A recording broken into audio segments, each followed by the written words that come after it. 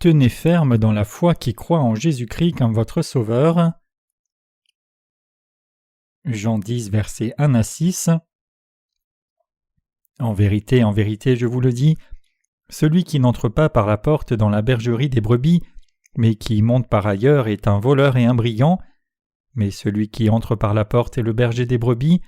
Le portier lui ouvre et les brebis entendent sa voix, et il appelle par leur nom les brebis qui lui appartiennent, et il les conduit dehors.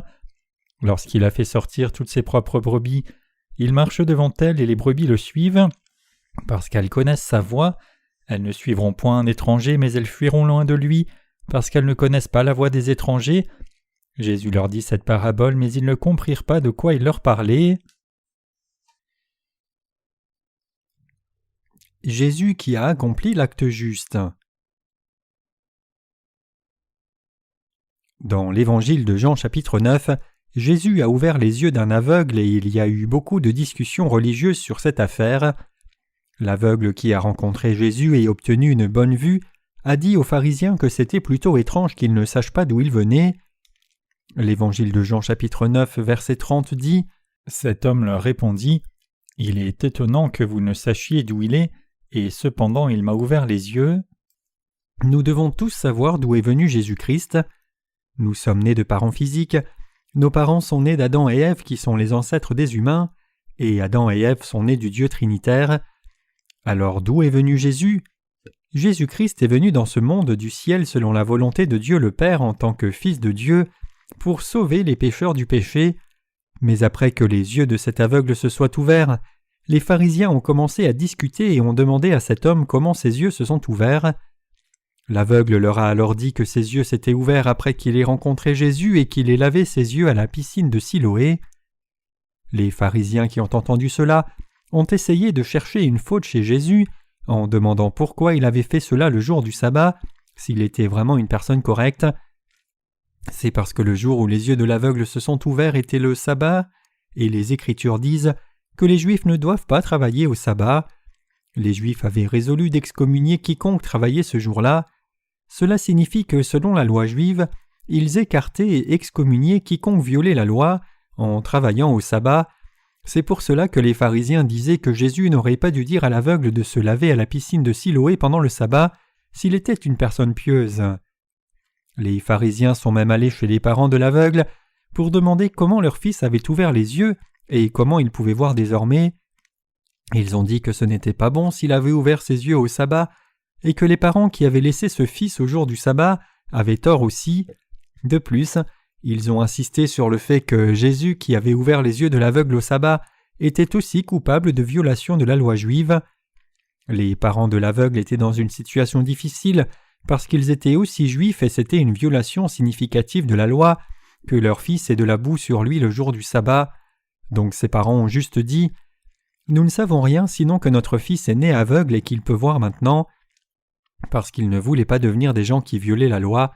Et ils ont rajouté « Mais comment il voit maintenant ou qui lui a ouvert les yeux, c'est ce que nous ne savons. Interrogez-le lui-même, il a de l'âge et il parlera de ce qui le concerne. » Alors les pharisiens ont de nouveau questionné leur fils. Ils lui ont demandé comment ses yeux se sont ouverts pendant le sabbat. Les pharisiens ont dit que Jésus était certainement un pécheur qui ne suit pas la volonté de Dieu parce qu'il avait ouvert les yeux de l'aveugle le jour du sabbat.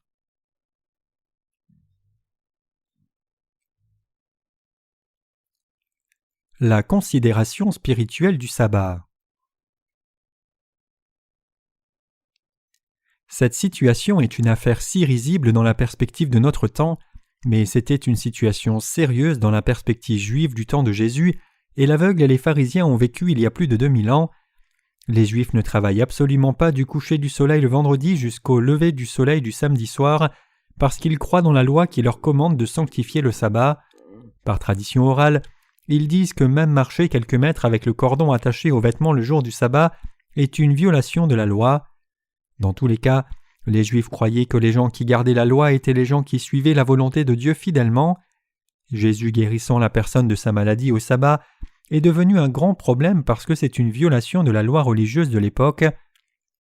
Jésus a craché par terre, a fait de la boue avec sa salive et l'a mise sur les yeux de l'aveugle, et lui a ordonné de se laver à la piscine de Siloé. Alors ses yeux ont été guéris quand il a lavé ses yeux à la piscine de Siloé selon l'ordre de Jésus.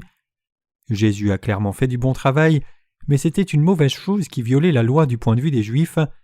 Malheureusement, c'est parce que c'était le jour du sabbat. Le sabbat commence au coucher du soleil le vendredi et finit au coucher du soleil le samedi. Aujourd'hui c'est dimanche, donc la période avant le coucher du soleil hier, c'est le sabbat. L'Église adventiste du 7e jour est représentative des dénominations qui observent le sabbat littéralement. Il y a encore beaucoup d'églises adventistes du 7e jour dans la province de Gangwon en Corée. Ils avaient le culte à Dieu hier qui est le sabbat.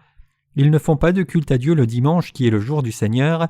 Et ils ont un sentiment de fierté et de supériorité dans le fait qu'ils adorent Dieu lors du sabbat.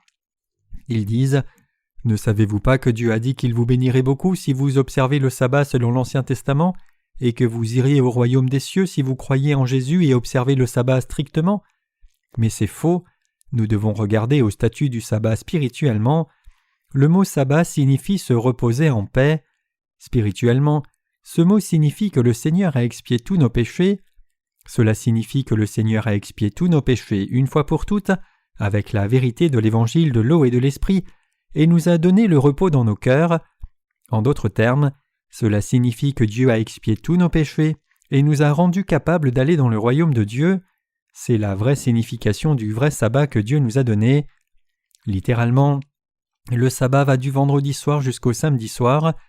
Ceux qui prétendent qu'ils devraient observer le sabbat avec ponctualité ont tort sur ce point.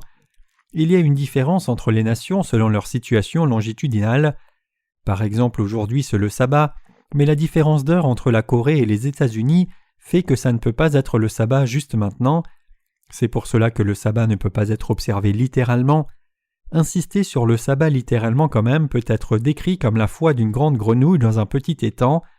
Ils peuvent dire cela parce qu'ils vivent en Corée, mais si on voit ce sujet d'un point de vue objectif, ils peuvent aussi comprendre que Dieu n'a pas donné le sabbat avec une telle signification et que sa vraie signification c'est la rémission de nos péchés.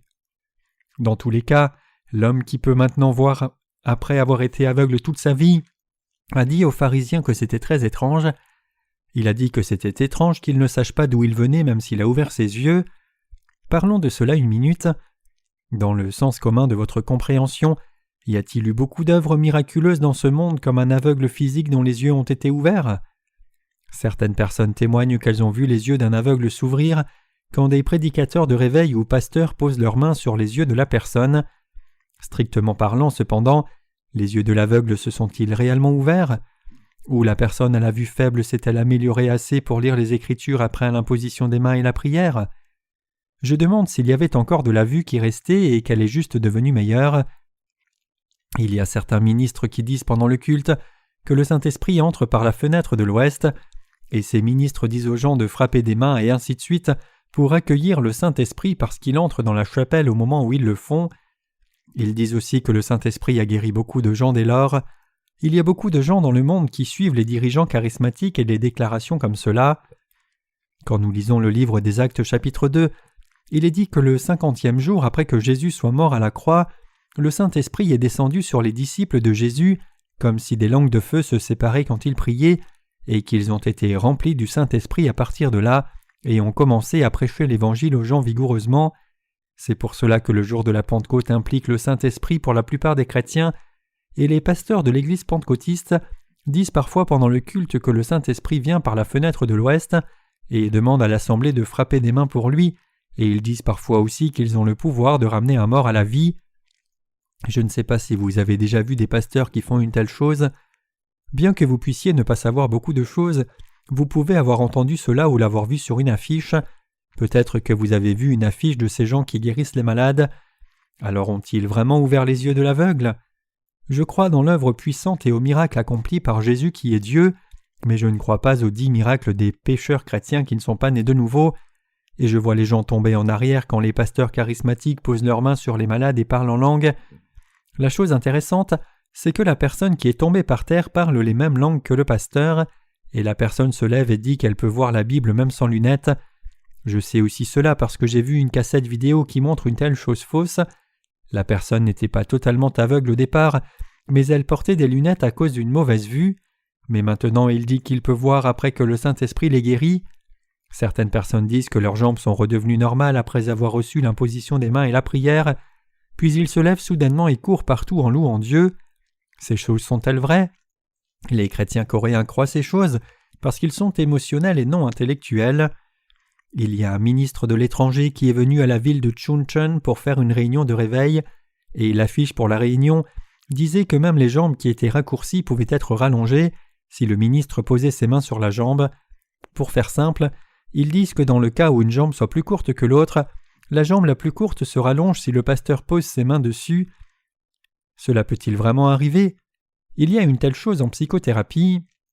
Bien sûr, pour une dépression douce, certaines formes de psychothérapie fonctionnent bien, mais les escrocs spirituels trompent les gens en utilisant une forme de psychothérapie.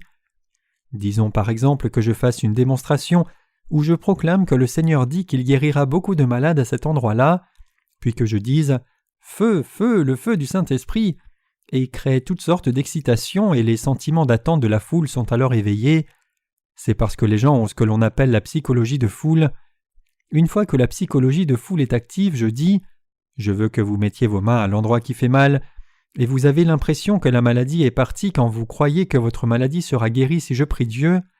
Ainsi les gens avec des maux de tête, des maux d'estomac et les gens avec des douleurs de moelle épinière pratiquent l'auto-hypnose selon la psychologie de foule et se sentent guéris quand ces ministères de guérison prient pour eux. Et quand ils demandent aux gens qui ont été guéris de leur maladie par Dieu de se lever, beaucoup de gens ça et là se lèvent en frappant des mains, et les gens qui n'ont pas expérimenté le miracle de guérison prennent toute la responsabilité de ce qu'il ne soit rien arrivé et disent que la maladie n'a pas été guérie parce qu'ils n'avaient pas la foi. C'est si hilarant. La personne dont les yeux ont été ouverts a demandé aux pharisiens s'ils savaient d'où Jésus venait. Jésus était le vrai Sauveur et Dieu qui est venu du ciel comme le Fils de Dieu le Père, mais les pharisiens ne savaient pas d'où Jésus venait. C'est pour cela que l'aveugle a été persécuté par les pharisiens dès lors que ses yeux se sont ouverts. L'aveugle a dit aux pharisiens « Je crois en lui, croyez-vous aussi en lui ?» Et les pharisiens insistaient sur le fait qu'ils étaient disciples de Moïse en disant « Tu peux être son disciple, mais nous sommes les disciples de Moïse. » Vous irez au ciel si vous êtes disciples de Moïse. Moïse a pu regarder seulement le pays de Canaan mais n'a pas pu traverser le Jourdain. C'est tout ce que Moïse a pu faire. Moïse peut seulement nous amener à Jésus-Christ, mais ne peut pas nous amener au ciel. Seul Jésus peut nous amener au ciel, et l'aveugle a été finalement excommunié parce qu'il a dit qu'il était disciple de Jésus. Être excommunié signifie qu'il a été exclu de la société juive. Jésus a entendu la rumeur de ce que l'aveugle avait été excommunié et a demandé à l'homme « Crois-tu au Fils de Dieu ?» Et l'aveugle a répondu qu'il croyait en lui et a demandé qui était Jésus. Et Jésus lui dit « Tu l'as vu et c'est celui qui te parle. » Alors l'aveugle a dit « Seigneur, je crois » et s'est incliné devant Jésus. La chose importante, c'est savoir si nous croyons au Fils de Dieu et si nous croyons qu'il est le Sauveur qui est venu sur cette terre comme le Fils de Dieu. La foi qui comprend ces choses est très importante. D'où Jésus est-il venu? Il est venu de Dieu le Père. La personne dont les yeux se sont ouverts après avoir été aveugle-née a cru en Jésus comme le Sauveur, et Jésus a dit en conclusion « Si vous étiez aveugle, vous n'auriez pas de péché, mais maintenant vous dites « Nous voyons », c'est pour cela que votre péché subsiste. » Jean 9, verset 41. Cela signifie que beaucoup de gens qui disent qu'ils voient sont aveugles parce qu'ils ne croient pas en Jésus, mais ceux qui se connaissent eux-mêmes comme pécheurs seront capables de voir et recevoir le salut en croyant en lui. Jésus a fini sa parole ainsi et nous a donné la parabole du berger dans Jean chapitre 10. Jésus est la porte des brebis. Jésus dit en Jean 10, verset 1 « En vérité, je vous le dis, celui qui n'entre pas par la porte dans la bergerie, mais qui y monte par ailleurs, est un voleur et un brigand. » C'est la parabole qui l'illustre lui. Jésus dit que ceux qui entrent à l'endroit où sont les brebis en grimpant au-dessus du mur au lieu de passer par la porte sont des voleurs et des brigands, et celui qui passe par la porte est le berger des brebis. Jean 10, verset 3 déclare « Le portier lui ouvre et les brebis entendent sa voix. Il appelle par leur nom les brebis qui lui appartiennent et les conduit au dehors. » Jésus dit qu'il est la porte et le gardien de la porte des brebis. Cela signifie que Jésus est la porte du royaume des cieux. Jésus dit aussi « Je suis le chemin, la vérité et la vie. » et donc personne ne peut entrer au royaume des cieux sans passer par lui, puisqu'il est la porte du royaume de Dieu.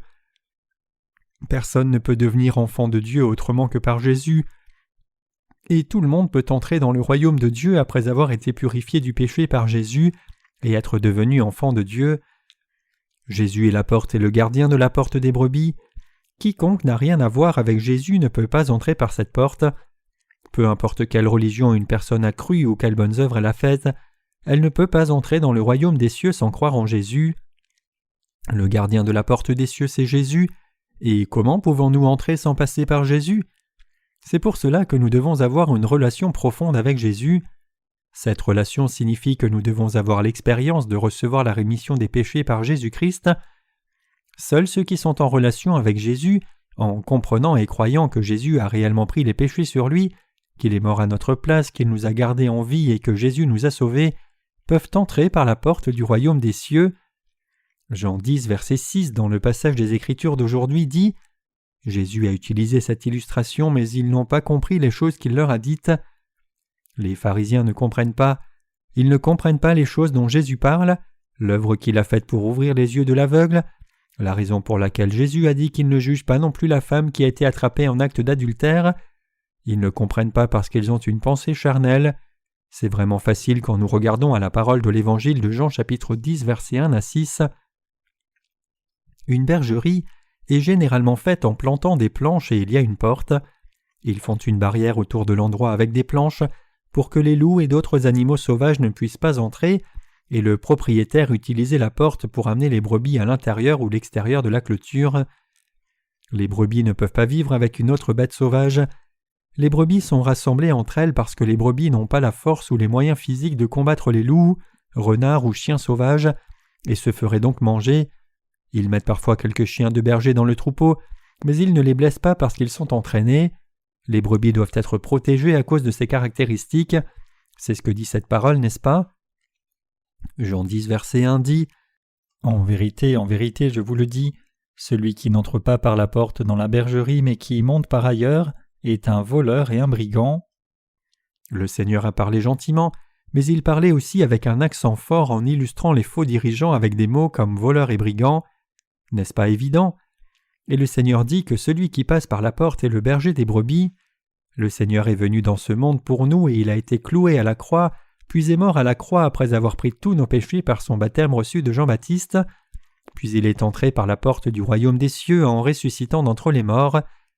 Jésus est venu dans ce monde et a pris tous nos péchés sur lui par le baptême qu'il a reçu de Jean-Baptiste, a prêché la parole d'Évangile pendant 3 ans, a été cloué à la croix au sommet du mont Golgotha, et il dit « Tout est accompli » en mourant à la croix.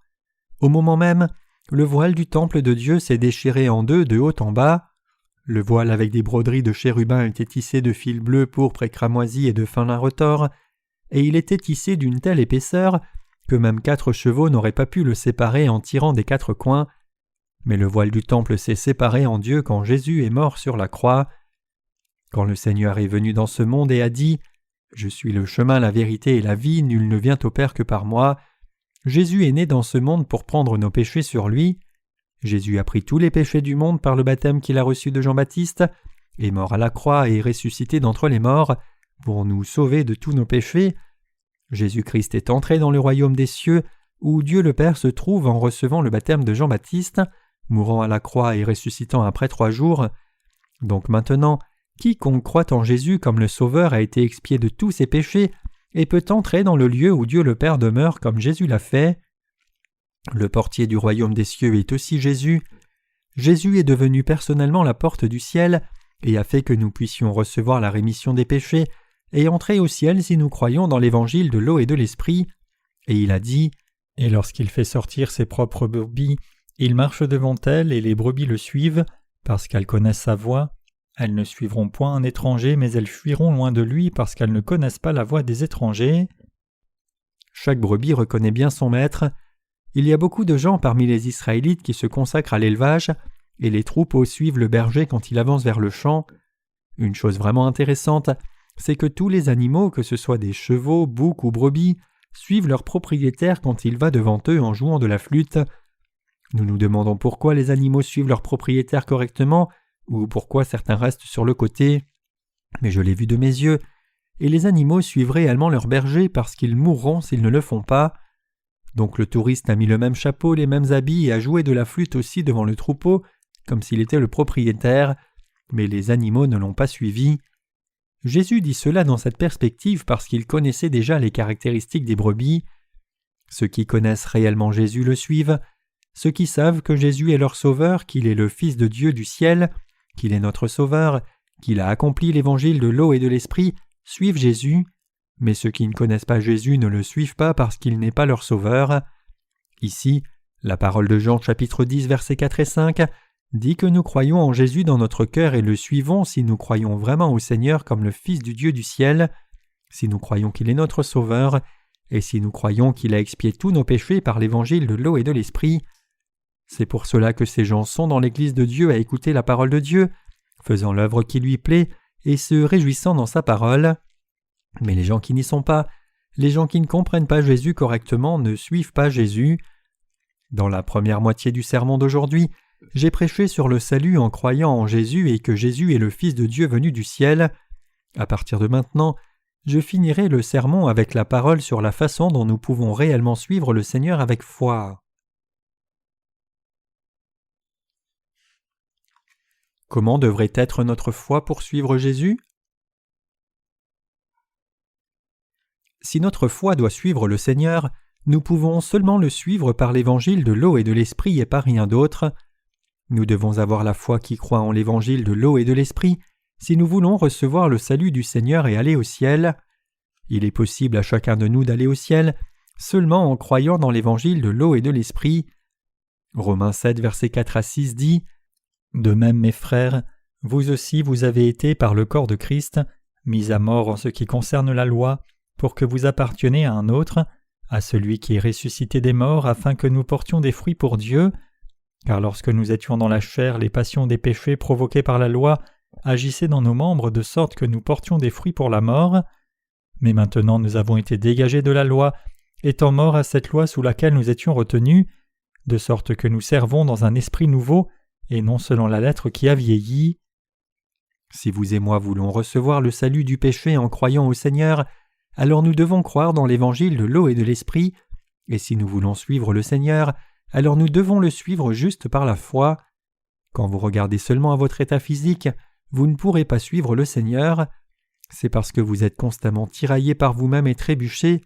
Vous ne pouvez pas suivre le Seigneur dans cet état physique, et quand nous regardons juste à nous-mêmes, il est difficile de dire que nous sommes des gens qui avons reçu le salut parce que nous sommes faibles et avons tellement de limites. C'est parce que nous sommes constamment touchés par le péché et par nos faiblesses. Si vous voulez recevoir le salut de tous vos péchés et espérer avoir la foi des justes devant Dieu, alors vous devez avoir la foi qui croit que le Seigneur est venu dans ce monde et a expié tous nos péchés par le baptême qu'il a reçu de Jean-Baptiste et son sang à la croix. Vous avez besoin de la foi absolue dans l'évangile de l'eau et de l'esprit si vous voulez dire que vous n'allez entrer dans le royaume de Dieu parce que vous n'avez pas de péché consciemment, même si votre chair est faible. Ainsi, vous avez aussi besoin de l'évangile de l'eau et de l'esprit même en suivant le Seigneur. Vous ne pouvez pas suivre le Seigneur si vous regardez seulement à votre chair. Vous ne pouvez pas suivre le Seigneur même si vous le vouliez parce que vous êtes trop faible et vous abandonnez trop facilement lié par vos manquements. Donc vous devez suivre le Seigneur par la foi qui croit en lui entièrement. Romains 7 verset 4 dit « À celui qui est ressuscité d'entre les morts », et cela signifie que nous pouvons faire l'œuvre de Dieu en allant vers Jésus-Christ, en recevant le salut en croyant en lui. Bien que nous ayons des limites, nous pouvons faire l'œuvre de Dieu en allant à lui par la foi, qui croit dans l'évangile de l'eau et de l'esprit. Nous ne pouvons pas le suivre peu importe combien Jésus nous guide et nous dit de le suivre si nous n'avons pas la foi. Pouvons-nous suivre Jésus sans foi? Non. Nous croyons que Jésus-Christ a expié tous nos péchés en recevant le baptême même si notre chair est faible, que Jésus-Christ nous a confié l'œuvre juste et nous a donné la capacité et la foi de faire l'œuvre juste même si notre chair est faible. Même si nous ne sommes pas qualifiés pour faire les œuvres justes par nous-mêmes, Jésus a expié tous nos péchés par l'évangile de l'eau et de l'esprit pour que nous puissions porter du fruit pour Dieu. Nous pouvons faire cela en croyant dans la justice de Dieu. C'est possible seulement par la foi. Même après avoir reçu le salut du péché, le seul moyen de suivre le Seigneur est la foi. Nous ne pouvons pas le suivre sans la foi qui croit en Dieu. Aussi, personne ne peut recevoir le salut sans foi, donc la foi est plus essentielle qu'aucune condition de vos circonstances. Les Écritures disent « Crois au Seigneur Jésus-Christ et tu seras sauvé, toi et ta maison ». Acte 16, verset 31. Croyez la parole de Dieu. Dieu parle tellement de foi disant « Crois-tu au Fils de l'homme ? Crois-tu au Fils de Dieu ? Crois-tu que le Fils de Dieu est venu sur la terre en chair ? Qu'il te soit fait selon ta foi ». La foi nous fait recevoir le salut, suivre Dieu, faire l'œuvre de Dieu et porter du fruit. Croyez-vous ? Donc nous devons suivre le Seigneur avec foi. Quand nous suivons le Seigneur sans foi, nous regardons à nos faiblesses et limites et à qui est moins approprié que les autres, et commençons à nous demander si nous pouvons faire l'œuvre de Dieu, alors que nous n'arrivons même pas à nous occuper de nous-mêmes. Si nous regardons seulement à nous-mêmes, nous sommes prompts à retourner à la destruction. Cela signifie que nous tombons dans le trou profond spirituellement. Comprenez-vous ? Il en est ainsi. Romains 8, verset 6 dit « Car l'affection de la chair c'est la mort, mais l'affection de l'esprit c'est la vie et la paix. » Il y a beaucoup de moments où nous devenons otages de nos propres pensées charnelles. Que se passe-t-il quand les gens ne sont pas nés de nouveau et sont consumés par la pensée charnelle ? Dans la pensée charnelle, ils peuvent seulement se demander comment il peut ne pas y avoir de péché, alors que nous commettons le péché tous les jours. Donc ils disent « Nous avons du péché en nous, n'est-ce pas ?» C'est parce qu'ils regardent seulement à eux-mêmes. Puisqu'ils ne regardent pas à la volonté de Dieu et puisqu'ils ne savent pas ce que le Seigneur du ciel a fait, ils disent « Comment peut-il ne pas y avoir de péché en nous ?» Tous ceux qui disent qu'il n'y a pas de péché sont hérétiques. Il n'y a pas de juste, pas un seul. Comment pouvez-vous dire qu'il y a une personne juste devant Dieu ? Ils sont ainsi parce qu'ils sont tombés dans leurs propres pensées. La Bible dit clairement « Car l'affection de la chair c'est la mort, mais l'affection de la vie et la paix c'est l'esprit. » Avoir une pensée spirituelle, c'est penser aux choses que Dieu a faites. Bien que nous soyons des gens qui ne pouvons qu'aller en enfer à cause de nos manquements de la sorte, le Fils de Dieu est venu dans ce monde et a pris tous nos péchés sur lui-même une fois pour toutes, en recevant le baptême de Jean-Baptiste, puis il a porté les péchés de ce monde à la croix, puis est mort à la croix, et est ressuscité des morts après 3 jours. Jésus est monté au ciel de cette manière et a par conséquent effacé tous nos péchés. Nous tombons souvent dans la pensée charnelle même après avoir reçu le salut des péchés, en croyant dans l'évangile de l'eau et de l'esprit, et nous faisons des choses en ayant une pensée charnelle et nous nous décourageons, et nos perspectives deviennent étroites et nous commençons à être déroutés. Nous finirons par mourir si nous sommes pris au piège de nos propres faiblesses. Avoir la pensée de la chair, c'est la mort. Quand nous avons la pensée de la chair, nous tombons dans la faiblesse et commençons à nous demander si l'évangile de l'eau et de l'esprit est correct, si notre travail est plus important que l'œuvre de Dieu maintenant, et si nous pouvons ignorer la réalité alors que nous sommes dans telle et telle situation, si le Seigneur nous a réellement sauvés ou non, en considérant le fait que nous sommes si faibles et manquants, et que la réalité sombre dans la misère, cela nous conduira à la destruction à la fin. Mais détournez-vous et ayez la pensée spirituelle. Ceux qui ont une pensée spirituelle aiment à penser à ce que Dieu a fait. Qu'est-ce que Dieu le Père et Jésus ont fait pour vous et moi ? Jean 3, verset 16 dit « Car Dieu a tant aimé le monde qu'il a donné son Fils unique, afin que quiconque croit en lui ne périsse pas mais qu'il ait la vie éternelle. » Le Fils de Dieu nous a sauvés en venant dans ce monde et prenant tous nos péchés sur lui, en recevant le baptême et ressuscitant d'entre les morts après avoir porté le péché à la croix et versé le sang puis subi la mort à la croix. Il a pris tous nos péchés sur lui par le baptême. Le fait qu'il ait reçu le baptême signifie que les péchés de l'humanité ont été transférés sur lui. Alors cela signifie que les péchés de vous et moi ont aussi été transférés sur lui. Et il a versé le sang à la croix puis il est mort. Il a pris nos péchés sur lui en recevant le baptême sur son corps et nous a ramenés à la vie de la mort spirituelle et physique en versant son sang à la croix comme il l'a dit. Et cela signifie qu'il nous a rendus capables de faire l'œuvre juste de Dieu en croyant en lui qui a abandonné son corps selon la loi. Maintenant, nous devons faire l'œuvre spirituelle par la foi. Pour ce faire, nous devons avoir la pensée spirituelle par la foi. Nous avons reçu la rémission des péchés en croyant dans l'évangile de l'eau et de l'esprit.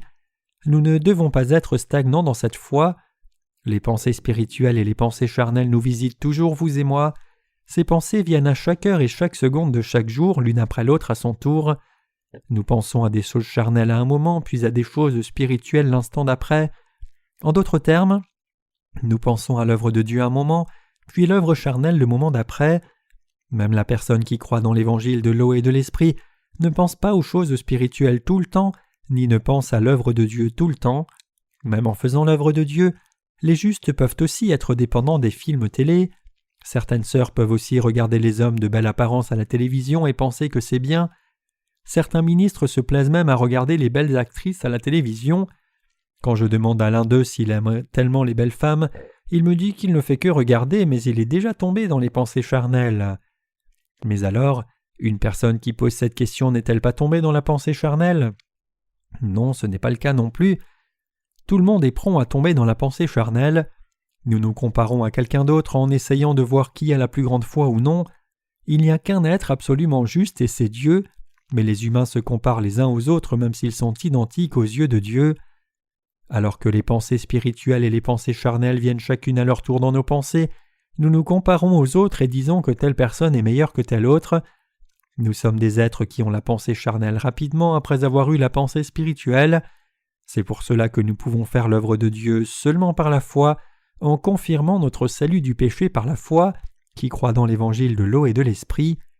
Nous faisons l'œuvre juste de Dieu par la foi qui croit dans l'évangile de l'eau et de l'esprit que Dieu a donné. Nous pouvons jouir de la bénédiction spirituelle et physique seulement par la foi. Nous devons devenir des gens forts et fermes par la foi, même si nous avons toujours des manques. Bien que nous vivions dans ce monde et ayons la pensée spirituelle et la pensée charnelle dans notre chair faible, nous devons toujours penser davantage à l'œuvre de Dieu qu'aux pensées charnelles et devons vivre avec la pensée spirituelle en faisant le signe de notre vie. Autrement, si nous dévions trop loin avec la pensée charnelle, il sera difficile de suivre Dieu même si nous avons reçu le salut.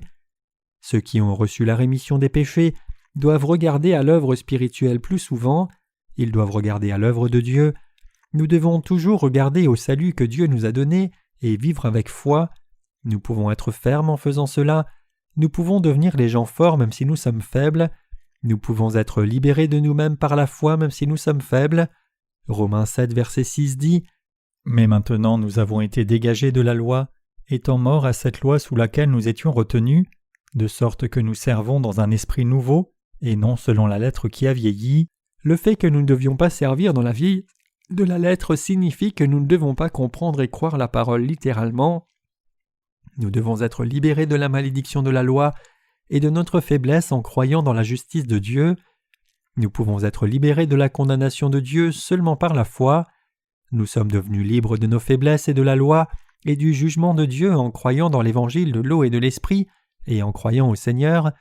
Donc nous qui croyons dans la justice de Dieu sommes capables de mener une nouvelle vie. Les Écritures disent « Donc si quelqu'un est en Christ, il est une nouvelle créature. Les choses anciennes sont passées. Voici toutes choses sont devenues nouvelles. » Nous devons penser à l'œuvre spirituelle, c'est-à-dire l'œuvre de Dieu, et regarder aux choses que Dieu a faites pour nous. Donc nous pouvons toujours suivre le Seigneur continuellement, sans avoir le fil de la pensée spirituelle qui se brise. Le Seigneur dit en Jean 10, verset 4, « Lorsqu'il a fait sortir toutes ses propres brebis, il marche devant elles, et les brebis le suivent parce qu'elles connaissent sa voix. » Le Seigneur n'est-il pas passé devant nous? Il a expié tous nos péchés en venant dans ce monde et recevant le baptême puis mourant à la croix.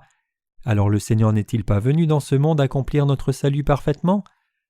Le Seigneur est venu dans ce monde et a reçu le baptême et a versé le sang pour expier les péchés de toutes les âmes et nous donner le salut. Alors ne nous a-t-il pas sauvés de tous nos péchés? C'est pour cela que nous avons pu suivre le Seigneur seulement par la foi au Seigneur. Vous pouvez suivre par la foi qui croit dans l'évangile de l'eau et de l'esprit, même si vous avez des limites personnellement. Nous avons reçu le salut en croyant dans notre Sauveur Jésus-Christ, et nous sommes devenus ceux qui suivent seulement en croyant dans l'amour de Dieu et au salut qu'il nous a donné. Nous devons écouter cet évangile, même si nous avons reçu la rémission des péchés en écoutant et croyant l'évangile de l'eau et de l'esprit, parce que nous sommes prompts à tomber dans la pensée charnelle. C'est pour cela que vous devez toujours penser et croire dans l'évangile de l'eau et de l'esprit. Nous devons confirmer et croire l'évangile de l'eau et de l'esprit et faire ces choses. Nos cœurs sont purifiés quand nous venons dans l'Église de Dieu et écoutons et croyons l'évangile de l'eau et de l'esprit par la parole de Dieu. Il est vrai que les péchés sont expiés une fois que nous avons reçu la rémission des péchés, mais nous devons toujours regarder l'évangile de l'eau et de l'esprit si nous voulons garder les cœurs purs. La pensée est souillée quand elle tombe dans les pensées charnelles. C'est pour cela que nous avons besoin de l'évangile de l'eau et de l'esprit encore plus. En conclusion, vous et moi pouvons tenir ferme en regardant au Seigneur et croyant en lui, même si nous sommes faibles. Pour cela, nous devons toujours méditer sur l'évangile de l'eau et de l'esprit. Nous pouvons toujours suivre le Seigneur par la foi qui croit dans l'évangile de l'eau et de l'esprit et la parole de Dieu. Dieu nous a bénis, nous qui sommes nés de nouveau, et sommes aussi faibles que cela. Notre Dieu nous a bénis, vous et moi, comme les bénis dans la présence de Dieu. Nous devons être les gens qui regardent à la justice du Seigneur aussi souvent que nous le pouvons, avec la compréhension que nous sommes faibles. Nous avons cherché les choses charnelles et suivi les choses charnelles plus que souvent jusqu'à présent, mais nous devons être les gens qui pensent à l'œuvre de Dieu plus souvent et la suivent. Comprenez-vous? Et les gens qui ont plus de pensées charnelles ne doivent pas trop faire l'œuvre de Dieu. L'œuvre de Dieu doit être confiée à des gens qui ont une pensée spirituelle pour qu'elle soit accomplie efficacement et soit bénie. N'importe qui ne peut pas faire l'œuvre de Dieu. N'importe qui ne peut pas faire l'œuvre de prédication de l'évangile de l'eau et de l'esprit dans le monde entier. Nous devons regarder au Seigneur et suivre le Seigneur encore plus en croyant la parole du Seigneur. Nous tombons souvent dans nos propres faiblesses, mais c'est pour cela que nous devons penser aux choses spirituelles encore plus. Nous devons tenir ferme en croyant en Jésus-Christ par l'évangile de l'eau et de l'esprit. Je veux que vous regardiez au Seigneur qui est devenu notre berger et le suiviez.